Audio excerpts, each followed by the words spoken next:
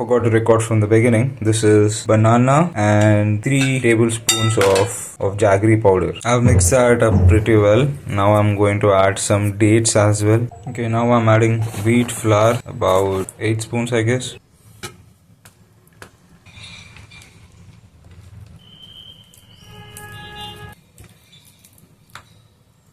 Now I'm adding some almond pieces.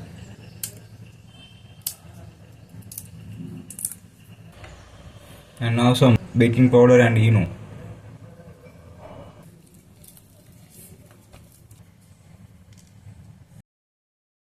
Okay, here it is.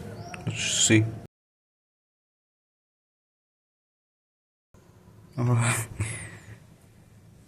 Sort of.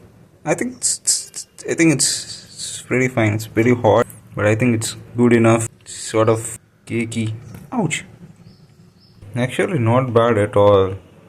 Like pretty good. It's pretty chunky because it's just whole wheat flour and just banana. There's no oil or sugar, milk or butter or anything of that sort in this. So it's like pretty sweet.